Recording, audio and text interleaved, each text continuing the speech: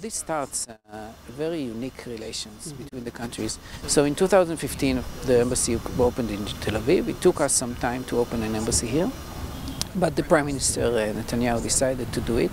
And after half a year after his decision, we opened the embassy here in May, which was in the middle of the year, which is not so comfortable usually, but we did it very, very quickly. The decision fell in November and we opened in May. We did all the arrangements very quickly and we opened. This is our 11th embassy in Africa. We had 10 embassies before, and this is the number 11. The last embassy we opened in Africa was in Ghana in 2012. And so this is it's a really unique event for us. We don't open many embassies because we don't have much budget in the Foreign Service.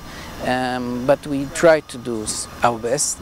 And for the meantime, I will cover only Rwanda. And then, like 1 year after Rwanda established the embassy in Tel Aviv, we saw His Excellency Prime Minister Benjamin Netanyahu visiting Rwanda, in which about $13 million was launched back then to boost some cooperation between Israel and some African countries.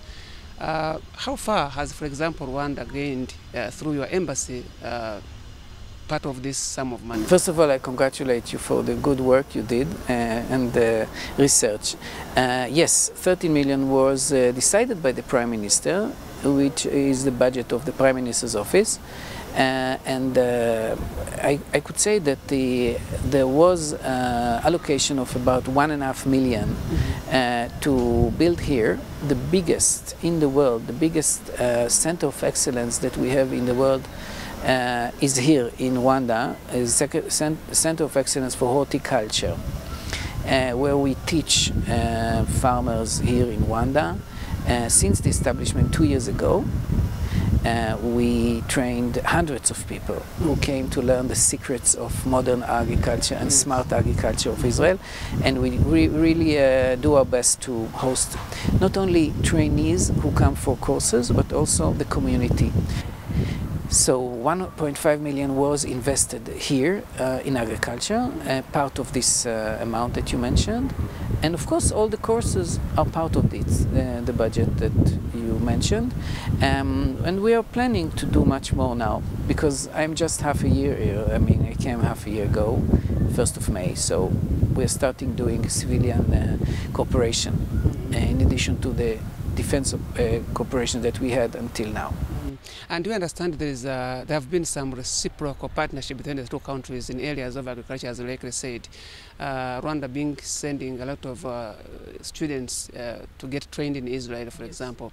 In your personal observation, in the last 1 year you've been here, how does this program really produce tangible results, especially on Rwandan side? This is an amazing program, and very proud of it. That since I came, we increased the number of students who go to Israel to 170.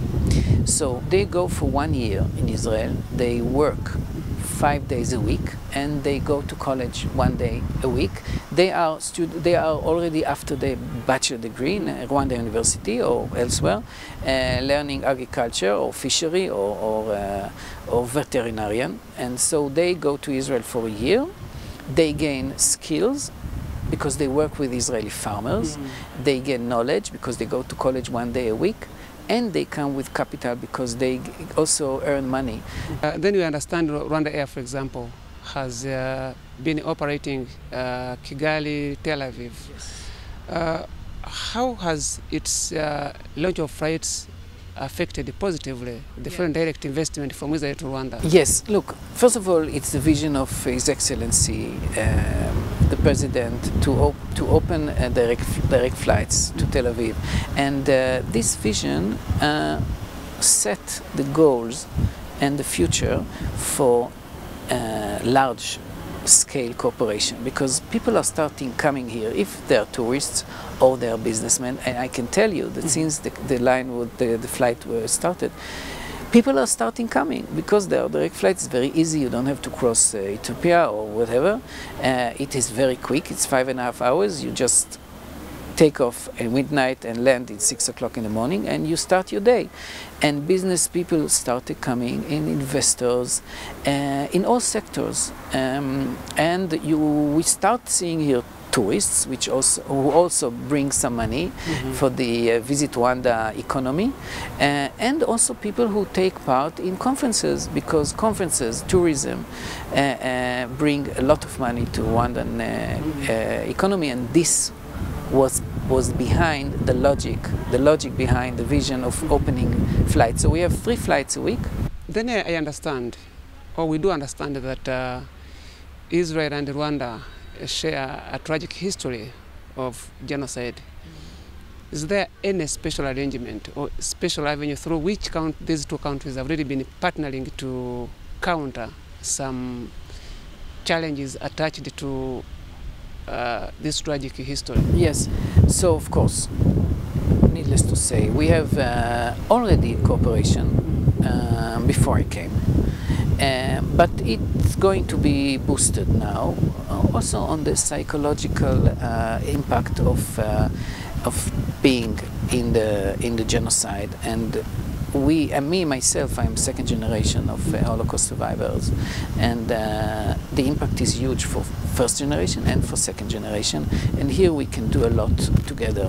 Moreover, about genocide denial and Holocaust denial, which we suffer and you suffer, and of course it's absurd to deny Holocaust and deny genocide, and anti-Semitism and anti-Tutsi, whatever, if it exists, of course it should be also taken out of the table, and we are very good at doing all the 3. As the first resident ambassador, how would you like to see the partnership or cooperation between the 2 countries in the future? How are you setting the future of the 2 countries' relationship?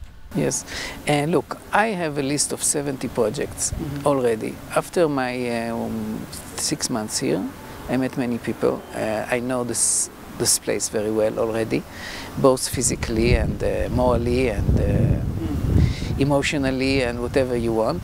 And I have a lot of projects which I want to do. And if after 3 or 4 years that I'm here, I do 1/3 of it and cut the ribbons, I will be happy.